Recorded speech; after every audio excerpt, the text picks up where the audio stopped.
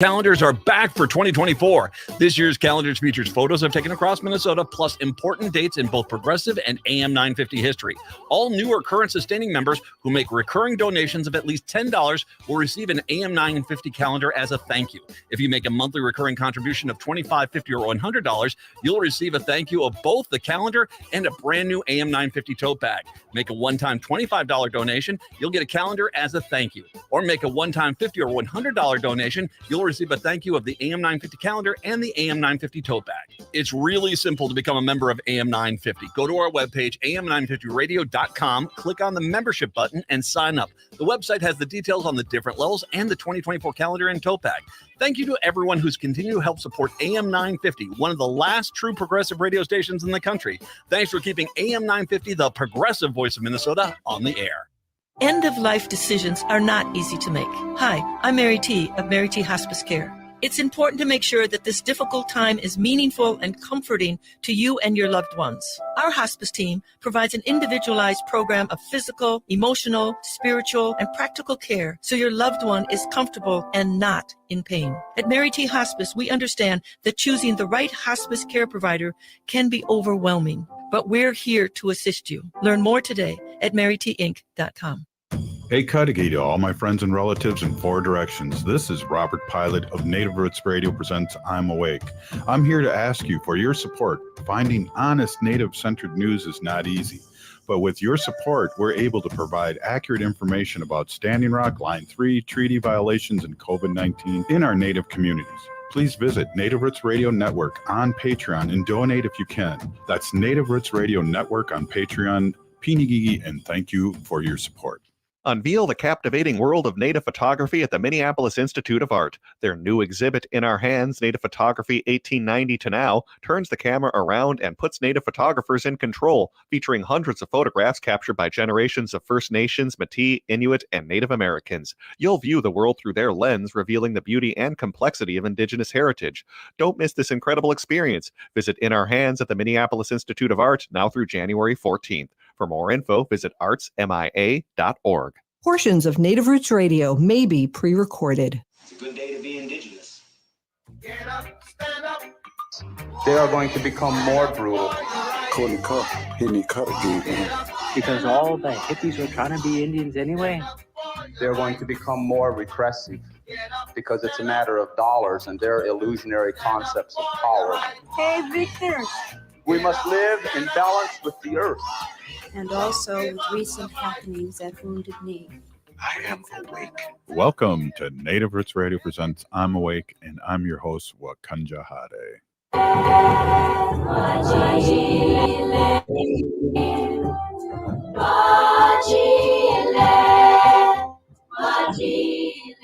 Hey, Cudahy to all my friends and relatives in four directions. You're listening to Native Roots Radio presents I'm Awake, and I'm your host, Robert Pilot. We discuss local, national, Native news and events. And as you know, Haley, Native issues are human issues, and human issues are Native issues.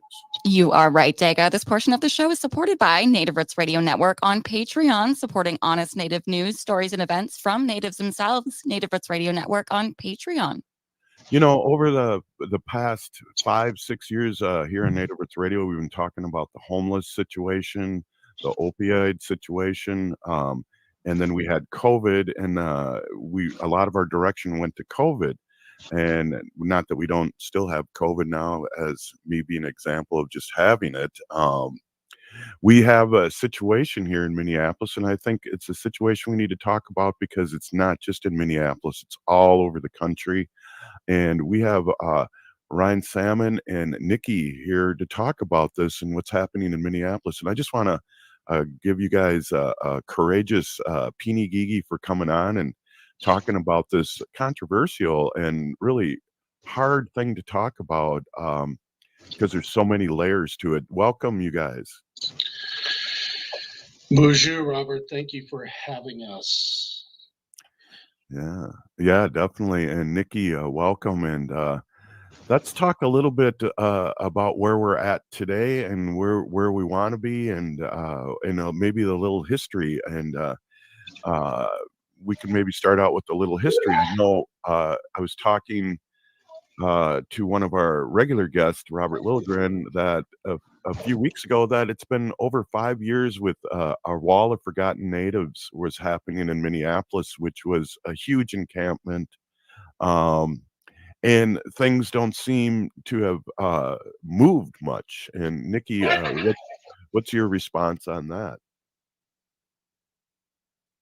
I say I'll take the where do we want to be and let Ryan do all the hard work on the history, but just kidding.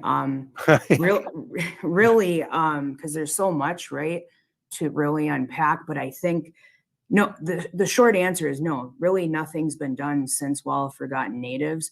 And one of like our consistent messages, and it's when I say ours, it could be representing MUID, but really unified, consistent message from the Native community, from organizers at Nanankazi, our people here, our 40, a little shy of 40 different Native orgs that are here in the Twin Cities. It's that we want to have these larger issues centered before that they reach like a crisis or a headline status.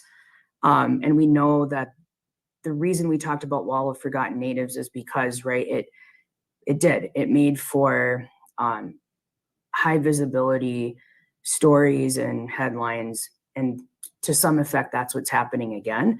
And there hasn't been all the sustained efforts in between, because in addition to Nanankazi, there's 40 other encampments, right, in Minneapolis. And largely there are relatives in those encampments as well. So I think one of the things, even as we're talking directly about Nanankazi and the issues surrounding this particular encampment, which is one of the largest, we're really like, how do we keep pushing forward and centering, like, this is not a houseless issue. Right. This is, some have said it, yeah, it does have its roots in addiction. I think even digging deeper than that layer, it has its roots in trauma. Mm-hmm. And even addiction is a coping mechanism to trauma. So I think centering that is where we're at too. Yeah, absolutely, Nikki. I agree 100% with that. You know, Ryan, we talk about our relatives, and we try to help our relatives, and sometimes it's hard to because of a lot of things. And I think, like Nikki said, that deep down there's serious trauma going on that we need to meet people where they're at, and that's really, really hard to do. Yeah, absolutely. I mean, our focus with MUID is, you know, providing safety and security to our relatives. You know, I want people to know that our hearts are in pain over this. We have a subcommittee that meets bi-weekly, and we continue to do our work, you know, surrounding opioids and homelessness here in the Twin Cities. You know, with that being said, we are on the cusp of having good foundational values in place to solve those short-term, midterm, and long-term navigational settings, if you will. Yeah, definitely. That it's just amazing that we are still talking about this, and again, I don't want to put pressure on you and Nikki and the people that are working on this, because it's a national thing. But what's important to remember is that we do have people like you and Ryan, and I think we talked about Adam too, that are boots on the ground, that are trying to figure this out in a good way. And that's why I think it's important, one, to have you guys on the show and speak your truth, but also to let everybody out there know that we aren't turning on our people. We're trying to figure out what's the best way for people that maybe aren't in that situation where they're thinking what's the best way for themselves. So it's really, really hard. That's, I mean, you said it right there, Robert. I think one of our elders had said, right, trauma stunts our ability to think like future minded, right? So I mean, and we used to be really good at that as a people. I would say that when we're healed, we are still very good at that. And I will hold and only say this as Nikki, not MUID, but my critique on the larger systems, dominant culture systems, are that they are not future minded, right? That's how we get into issues of like a Western reductionist system got us in 500 years what, you know, had been caretaken in right, thousands and thousands and maybe even millions of years, and they call that progress. So I would say that really is hard. You're right, it is hard to do. And I think one of the things that we also are pretty collective in voice to say to the powers that be, resource our people to do that, because the systems that you have, they treat symptoms, right? Right. Oh, access to education. Oh, you know, and here's the wand and the whack-a-mole. Job placements, free housing, right? Right. And then even this summer, it was late summer, the chief of police of Minneapolis met with MUID and was like, but we don't know what to do. These things aren't working. And we're like, yes, and they're not going to, right? By and large, they'll work for some. So again, understanding that these are issues caused by when, right, we say boarding schools, what happened to my grandparents' generation, it disrupted the transmission of cultural teachings, knowledge, values, knowing, having collective relationships, love, self-esteem. And I think a lot of reasons, like my sister cousin was at that and was at Nenenkazi earlier. And she said, well, at least here, like, I'm not a pariah and people seem to care about me and my comings and goings. And so I think that idea of community and love is so important. And I'm not promoting encampments for that purpose. I'm saying people are looking for them. So we as community leaders and members, we need to be able to do that. And we do it well, but when we're not resourced to do it, right? And we're just trying to plug and play into systems, you'll have a lot of the same outcomes. So I know everyone's like, systems change, yay. No, for real, systems change is needed here. And I think one thing that Ryan's talked about, and I'm almost done on this tangent, but Ryan has talked about, camp organizers have talked about going back to Wall of Forgotten Natives. Think about the money expended by the city on every encampment enclosure. I think they ballparked it at 200,000 or so, how many they close every year. How much money was dropped in that navigation center after Wall of Forgotten Natives? It was like, what, something like 50,000 a person. And what was the long-term impact?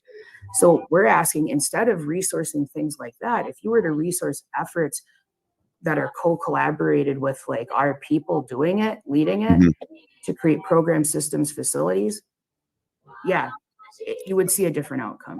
Hey, let's take a quick break and let's talk about this. You're listening to Native Roots Radio, presents I'm Awake, and we're talking about our encampments here in the Twin Cities. We'll be right back.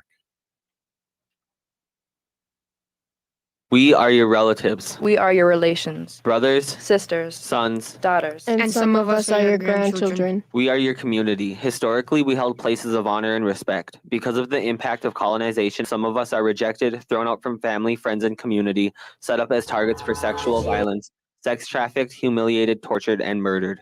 Everybody has the right to be safe. We are your relatives. Remember, homophobia is not traditional. Sponsored by the Minnesota Indian Women's Sexual Assault Coalition. J&S Bean Factory is a Native-owned, community-supported, cozy, artsy coffee shop which offers roasted on-site beans, live music, and baked goods. Relax in the beautiful outside patio. City Pages writes, voted top 10 coffee shops. Tucked into a quiet corner of St. Paul's Highland Park neighborhood, this coffee shop roasts beans on-site from the best coffee-growing countries in the world. Located at 1518 Randolph Avenue, St. Paul. The good stuff. Hi, I'm Claudia with MNsure, Minnesota's official health insurance marketplace. With MNsure, you can compare health plans from multiple companies and get free help from a trusted expert. Whatever health plan you choose with MNsure, it's guaranteed to cover essential benefits, so you can get the care you need. See if you qualify for discounts, available only through MNsure. If you need quality comprehensive health insurance, get started now at MNsure.org.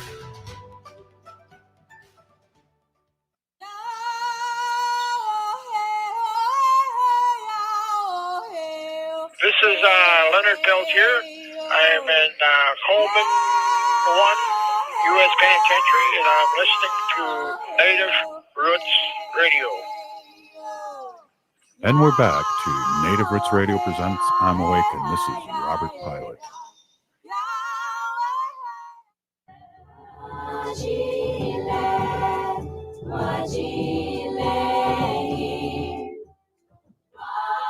Hey, welcome back to Native Roots Radio presents I'm Awake, and I'm your host, Robert Pilot. This portion of the show is supported by the Native American Community Development Institute, or NACD, in Minneapolis. Yes, they do great work for our people in Minneapolis and the Twin Cities and surrounding states. We really appreciate their support all these years. Hey, we are talking a really pretty rough subject here, but it's also the big elephant in the room when it comes to the cities and how our elders our relatives are being treated, and how we can help, and how powerless sometimes we feel, and we're talking real things here. And we have Ryan Salmon here. And Ryan, we left off in the last segment, Nikki, talking about funding, and we talk about a lot here on Native Roots Radio about people like land acknowledgments from us, so they can feel better. I think throwing money at a bad idea, what's proven a bad idea, can be detrimental because people throw their arms up and said, hey, we tried to do this. What are your thoughts on this money and where it should go? Well, so many times money is thrown out from city, state, county, and it's not directed into our community.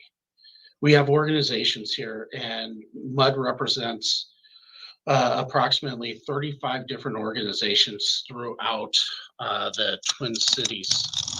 And we are currently doing work in specifically homeless and opioids, and we aren't getting the dollars sent to our organizations. And then the city comes back and says, hey, why didn't any of your organizations apply for or request for these monies?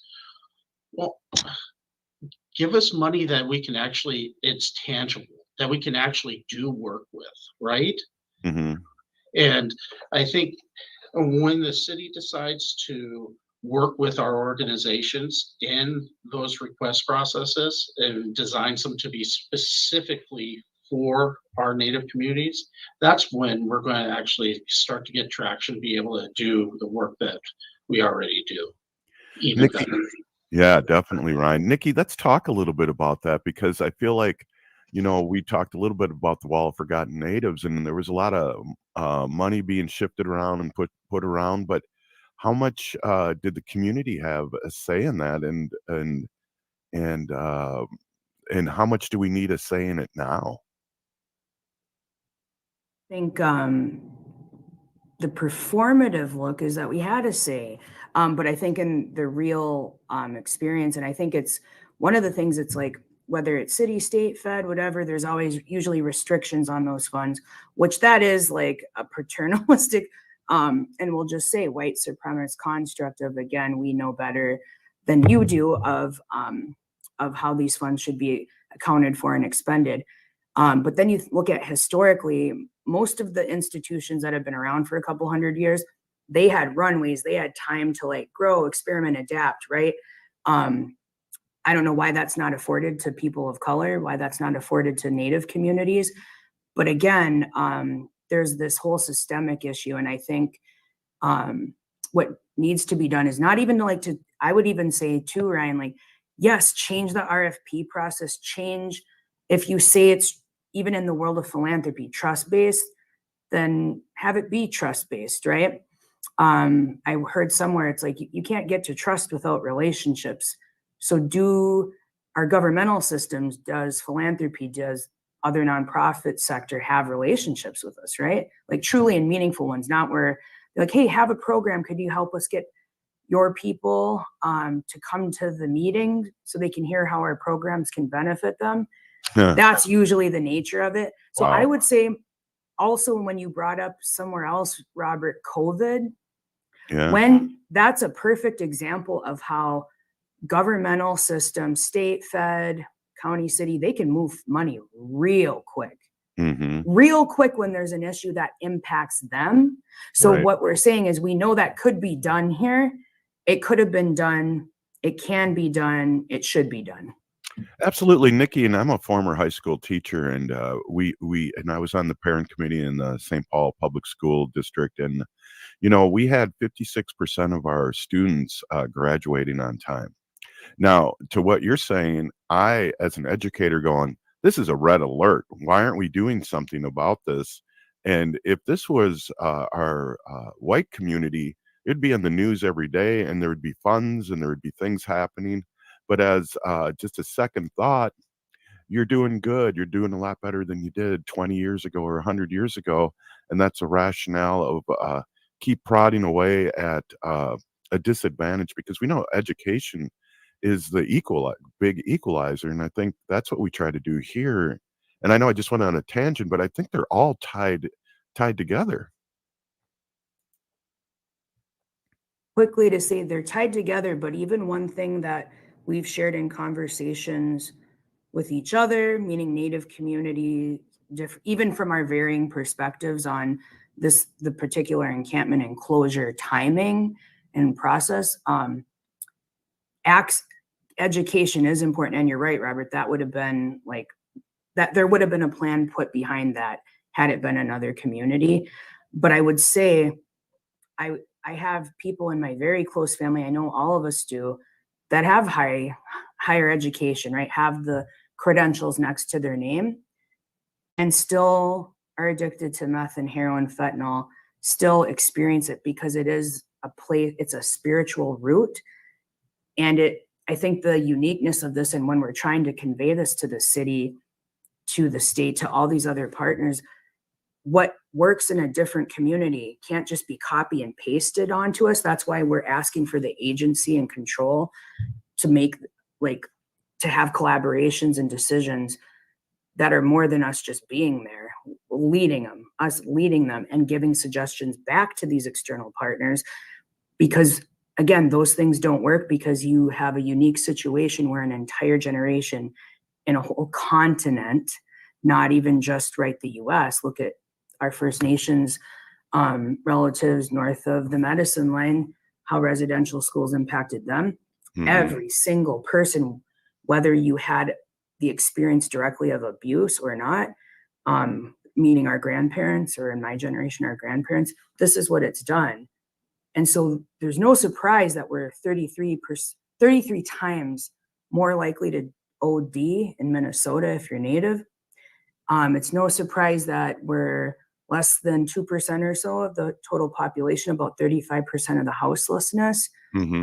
All these things are not a surprise. And they're also not, the origin isn't something that we did. And so I think we got to get the runway and the agency and the funds to get ourselves out of it, because even education, Robert, isn't going to do it. Right. Well, and then we're high in incarceration and all those things that you don't want to be up there.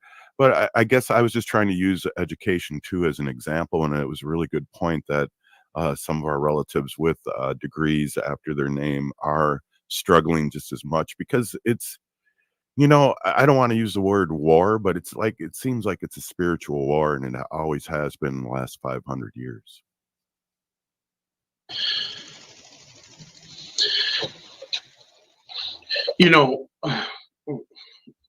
Far as a spiritual war, I believe that you walk over to the encampment and you feel a difference in presence. right? Just a couple weeks ago, we had women go over there and sing a healing song. And all of a sudden, that spirituality all of a sudden changed, right? People woke up. People were drawn to that healing song, right? And that's just a testimony of what our cultural and spiritual connection can do to assist in this epidemic. Yeah, wow, that's powerful words. That's really powerful, Nikki. I just, I think one of the things I'd like to talk about in the next segment too is a call of action for our listeners out there too. I feel like here in St. Paul, powerless sometimes what's going on in Minneapolis, and I'm sure vice versa, because we all have our issues, but we're all urban Indians and all Native Americans that are related, and we need a call of action and need to support what you guys are doing and trying to do, because it's a heavy lift, Nikki.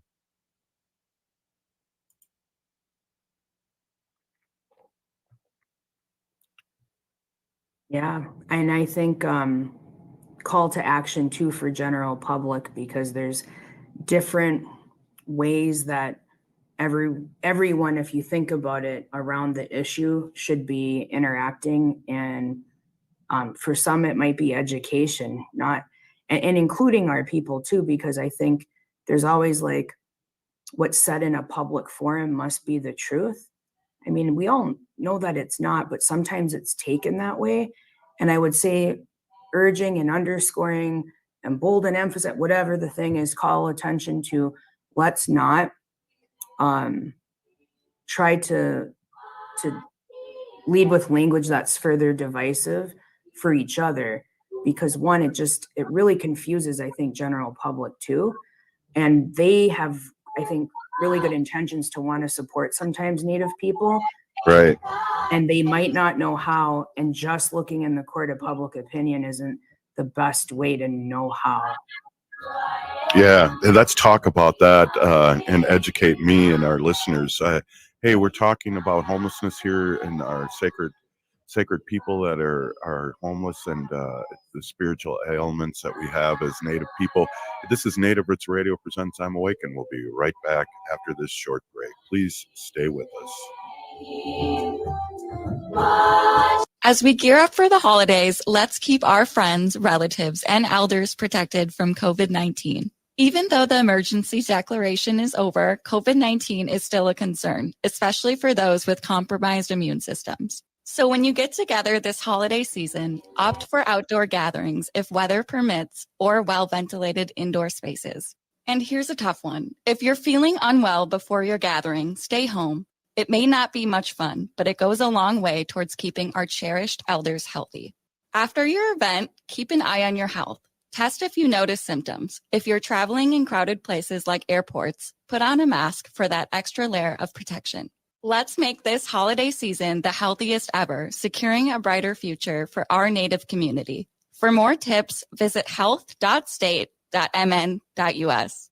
That's health.state.mn.us. This message is brought to you in partnership with the Minnesota Department of Health. Signing up for $1 bus and train rides with the Transit Assistance Program, or TAP, is quick and easy. Do it straight from your computer or phone by uploading one of the pre-approved documents listed at metrotransit.org/TAP, along with a copy of your ID. We'll mail you a go-to card with a full year of discounted rides. For questions or translation help, call 612-373-3333. 612-373-3333. Minnesota has the only original wolf population in the continental United States. And 80% of Minnesotans believe the wolf should be protected. Howling for Wolves is asking Minnesotans to respect our true wildlife manager, the wolf. Their survival is critical to our ecosystems, our communities, and even our economy. As highly intelligent animals with strong social bonds, Minnesota wolves deserve to be protected and admired. Learn more at howlingforwolves.org. Let's live and let howl. Howl! J&S Bean Factory is a native-owned, community-supported, cozy, artsy coffee shop which offers roasted on-site beans, live music, and baked goods. Relax in the beautiful outside patio. City Pages writes, voted top 10 coffee shops. Tucked into a quiet corner of St. Paul's Highland Park neighborhood, this coffee shop roasts beans on-site from the best coffee-growing countries in the world. Located at 1518 Randolph Avenue, St. Paul. The good stuff. As we age, it's important to invest in our health and to help protect it. Like the flu, COVID-19 is always changing. That's why it's important to stay up to date on your vaccines. By getting the flu and COVID-19 vaccines, you can renew your body's defenses and lower the risk of getting sick. Get your health boost and protect yourself against the flu and COVID-19. Find vaccines near you at vaccines.gov. That's vaccines.gov.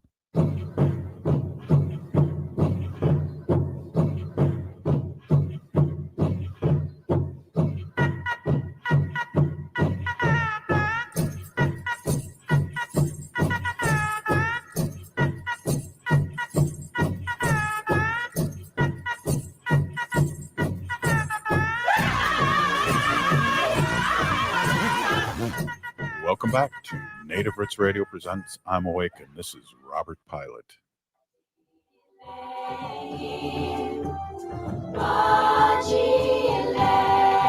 Hey, welcome back to Native Roots Radio presents I'm Awake, and I'm your host, Robert Pilot.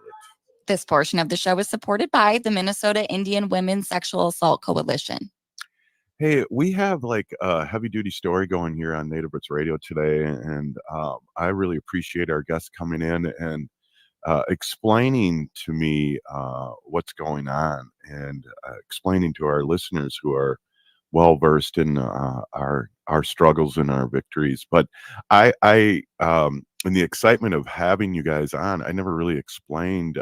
Ryan, would you mind explaining what MUID is and how that affects our community and what you guys do? Absolutely. MUID, which is the Metropolitan Urban Indian Directors. We are a collaborative of approximately 35 different Native-led organizations across the Twin Cities. Within that, MUID has 7 standing committees that allow us to take a deeper dive into the important areas of focus for our community. Those subcommittees focus on education, family preservation, health and wellness, public safety, opioid and unsheltered relatives, also employment, economic development, and art and culture. Within those committees, those are the places that a lot of our work and collaboration happens. And so I urge people, our relatives, if you fit into one of those committees or just want to learn more, please reach out. Let's engage. Let's do this good work together.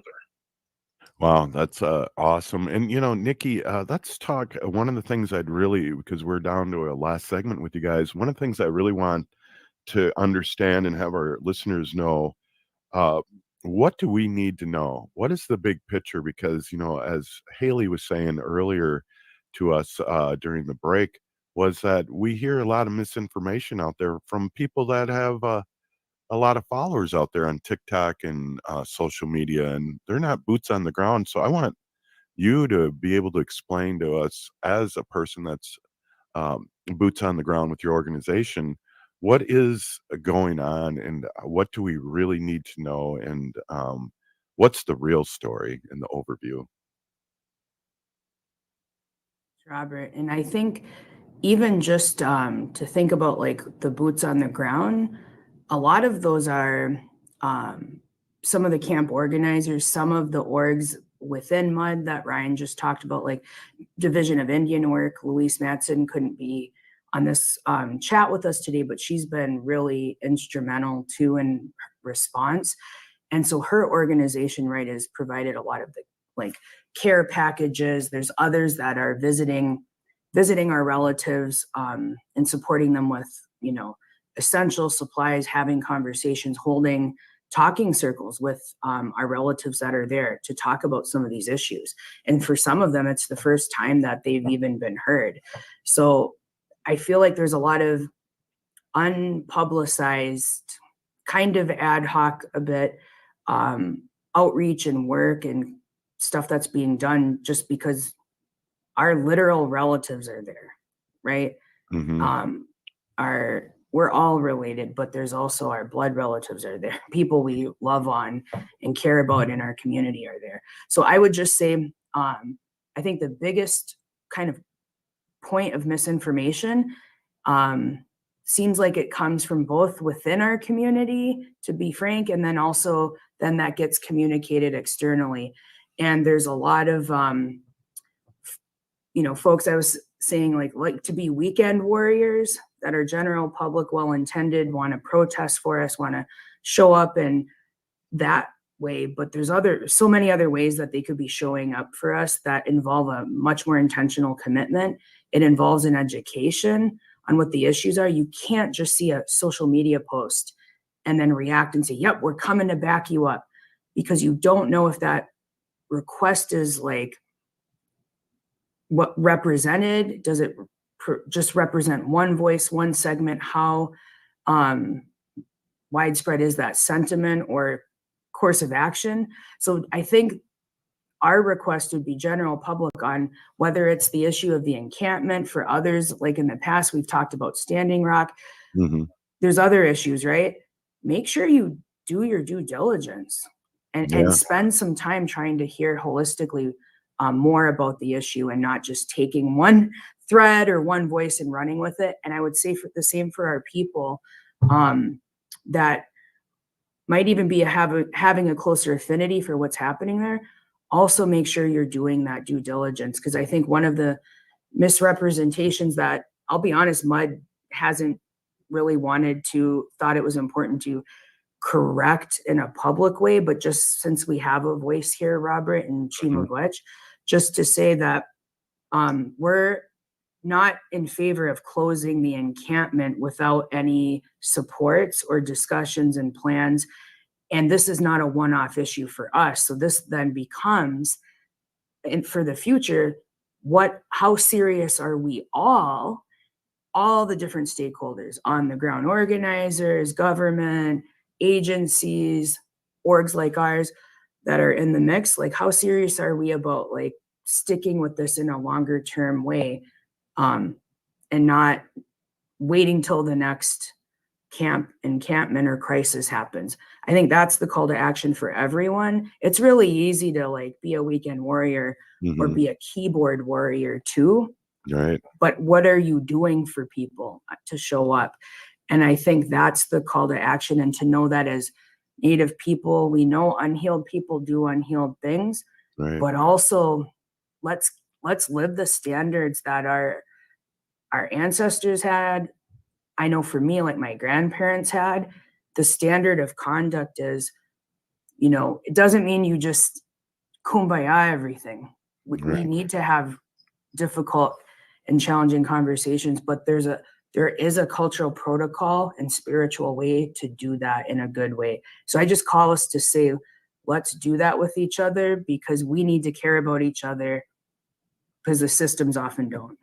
Exactly. And what do you see, like for me, to get daily information or hourly or weekly, how does somebody like me log into that as a person that wants to disseminate news about correct news about things that are happening in our community?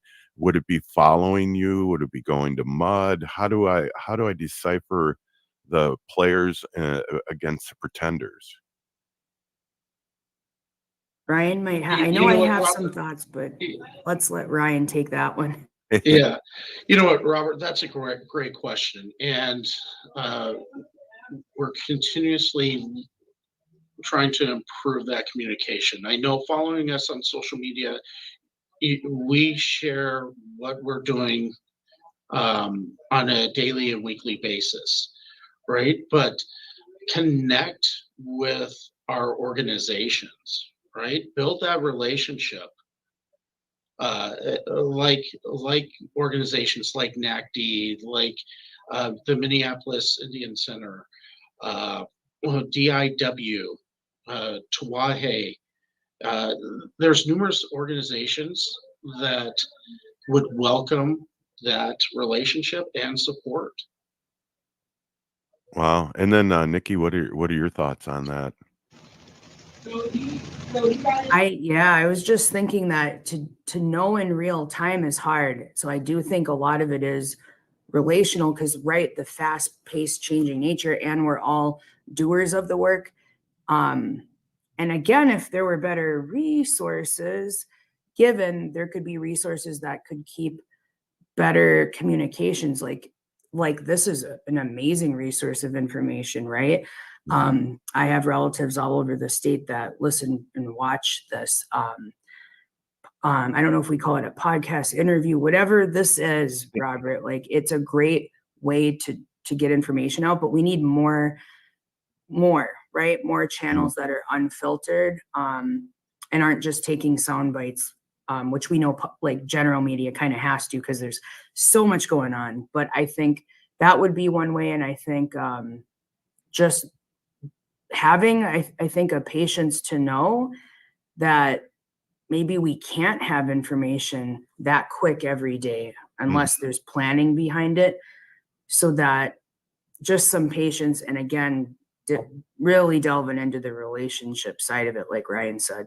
Yeah, well, and whatever we can do here in Native Roots Radio, I know Haley and I have talked about, we have regular guests. Maybe we can get you guys in the do a segment once a week or once every couple of weeks and give us an update, because that would be really important for our listeners. And we really like to follow through on our leaders and on our issues here in the Twin Cities and all of Turtle Island. So I throw that out to you guys as an open door way for us here on Native Roots Radio to speak the truth. And so I just throw that out to you, because this has been, we have a lot of fun on the show, but we also talk about serious issues, and this has been a serious issue, and I've learned so much because, again, we have to figure out where our place is and everything.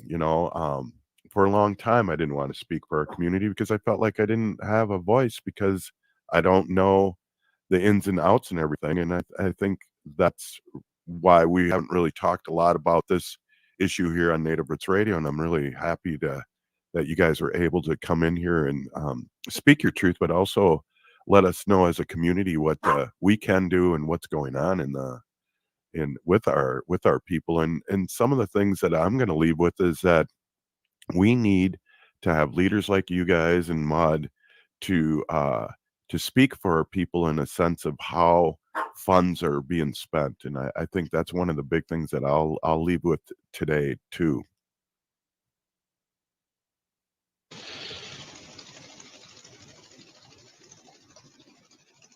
So you guys, that was a pause there. I just was wondering, we got like a minute left. How can people, where are you guys? Where is there a website, Facebook page? How can our listeners out there all over the country figure out how to get this information and support you guys? And sorry, it's MUIDMN.org is going to be our website, and then you can go onto social media and search for Metropolitan Urban Indian Directors Facebook page. Community, if it's helpful, yeah. If you're Googling, it's MUID, or not Googling, but search bar, MUID community page. You guys, thank you so much for stopping in, and I really appreciate this, and hopefully we can get more updates. We're on 5 days a week, and we'd love to squeeze some room in for you guys specifically. So thank you so much, Big Peeny Gigi, for being on today. Chibi Witch. Thank you. Signing up for $1 bus and train rides with the Transit Assistance Program, or TAP, is quick and easy. Do it straight from your computer or phone by uploading one of the pre-approved documents listed at metrotransit.org/TAP, along with a copy of your ID. We'll mail you a go-to card with a full year of discounted rides. For questions or translation help, call 612-373-3333. 612-373-3333.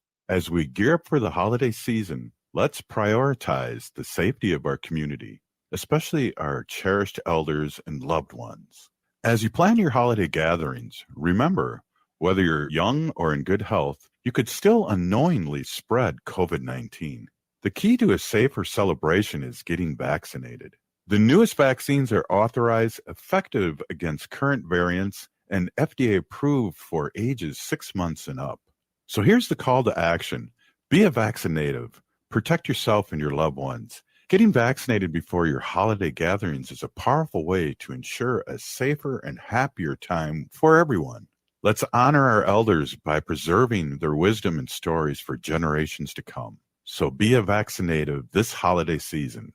Find more information, including clinics with free vaccines, at vaccines.gov. This message is brought to you in partnership with the Minnesota Department of Health. Hi, I'm Claudia with MNsure, Minnesota's official health insurance marketplace. With MNsure, you can compare health plans from multiple companies and get free help from a trusted expert. Whatever health plan you choose with MNsure, it's guaranteed to cover essential benefits, so you can get the care you need. See if you qualify for discounts, available only through MNsure. If you need quality comprehensive health insurance, get started now at MNsure.org.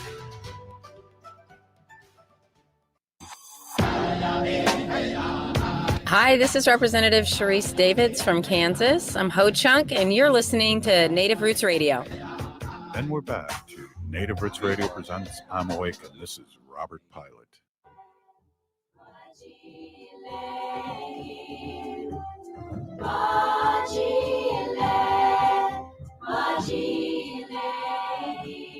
Hey, welcome back to Native Roots Radio presents I'm Awake.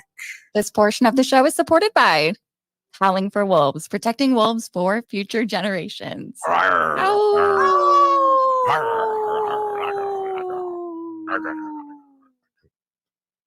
did a howl chewing on a bone. No, a leaf. Oh, our, a leaf. Our wolves are vegan. Nice. Hey, I want to introduce Wendy, our awesome and beautiful wife. My awesome, beautiful wife, and Wendy's been on for over 7 years in Native Roots Radio, and we've been learning so much over the years. I know I have about our sacred animals, and it's always great to have you on, Wen. Yeah, thank you. Hey, everybody. My name is Hanaji Hihani. That means cares for them. I was given that name by my Dega Curtis. Curtis goes by Mashke Hanajingo, which means walks on white clouds. I'm a Humane Policy Volunteer Leader for the Humane Society of the United States, and I work on animal issues at the local and state levels, and it's always my pleasure to do that. So I just got my update in the mail today, Robert. Oh. It came. It's called All Animals, and it's the update from the Humane Society of the United States, and it's marked Winter of 2024. Ooh. And my hero is on the cover. Oh, Who is that? Jane Goodall. Oh, good Yeah, one. so Jane Goodall, she's awesome, and I've been following her through her career. I got your over autograph the book. years. I know. Yeah, so she went into the forests of Tanzania, Africa, and she studied wild chimpanzees. And she's a PhD DBE, and she's the founder of the Jane Goodall Institute and the United Nations Messenger of Peace. So she's done great work through her career. So I just wanted to tell you that. And I get this update because I donate to the Humane Society of the United States, and I'm also a Humane Policy Volunteer Leader. And they just came up with their 2023 reflections on all the good stuff that they did in 2023. And there's so much, there's so much stuff we're not even going to be able to get it through, but I just wanted to talk about a couple of the real highlights. Yeah. And some of the things that, me and my counterparts in the Humane Society of the United States, we went and we talked to our legislators about. Awesome. Yeah, so it's really fun. Like when we would go meet our legislators, our House representatives, our city council members to get stuff done, and then you see it in the magazine as 2023 reflection of what passed and what good work the Humane Society of the United States did. Yes. Yeah, and continue to do. But I just want to remind everyone that the Humane Society of the United States does not adopt out any dogs or cats, or we're not involved in that. What we're involved in is legislation. So I'm a volunteer lobbyist for them, and that's what I do. It's a lot of fun. Yeah.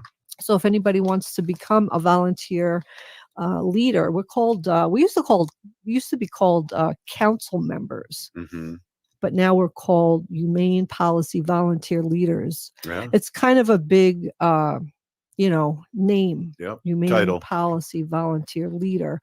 And we had to put the L at the end, or else we would have been Humane HPV, which is human papillomavirus. So maybe not that. So they had to put the leader at the end. So yeah. We got to get t-shirts. But anyway, let's go here. We're going to reflect on 2023 and what all the great things that the Humane Society of the United States did. So we have, I don't know this company, and I'm really surprised about it, but with our help, and when I say our help, that's the Humane Society of the United States, Mondelez International, they are the makers of Oreos, Triscuits, and more. They will only use cage-free eggs by 2025 That's huge. And Oreos are vegan. They don't even use that. Yeah. The Oreos do not use the eggs. They are vegan. But really, this company, Mondelez International, they operate in 80 countries. Oh. That's how big they are. So going cage-free is huge. Just huge.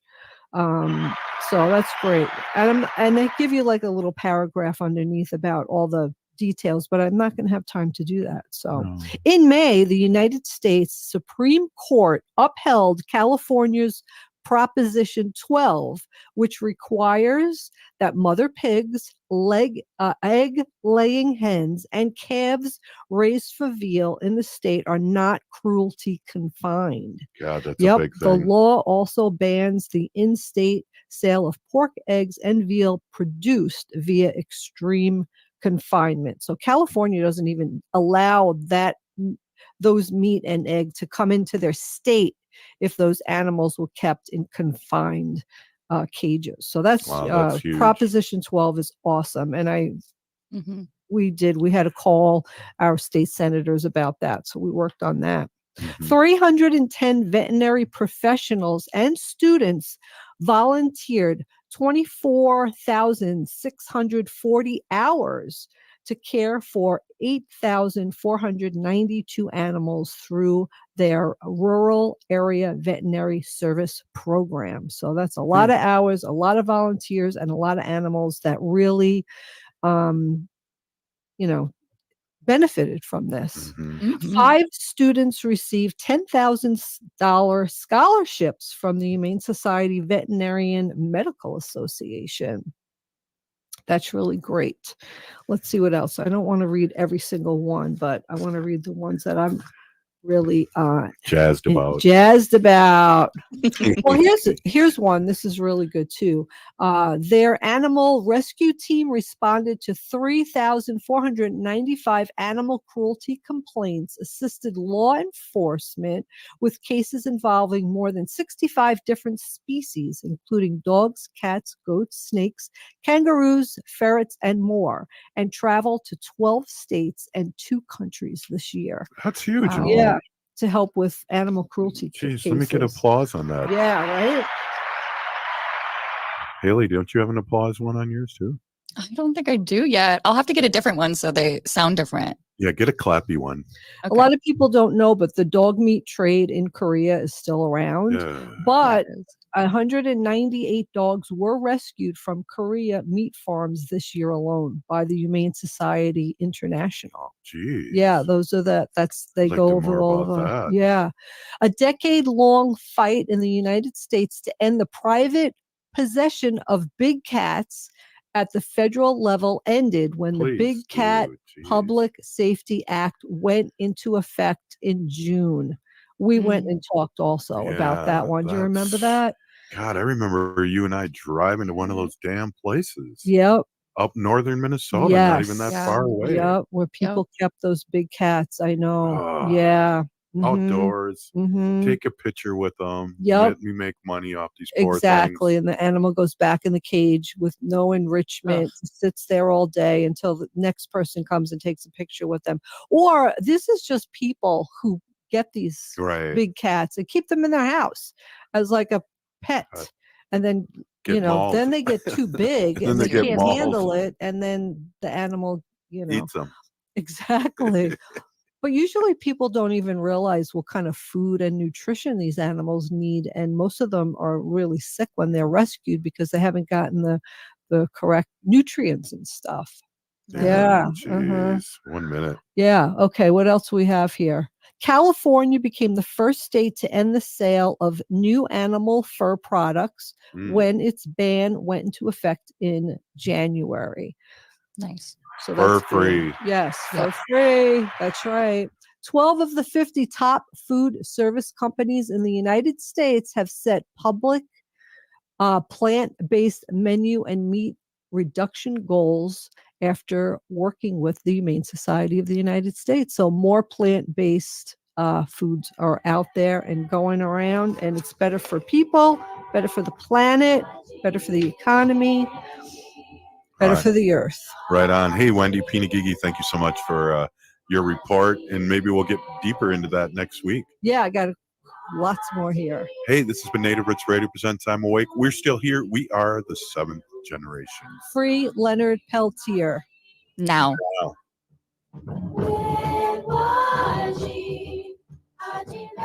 As we age, it's important to invest in our health and to help protect it. Like the flu, COVID-19 is always changing. That's why it's important to stay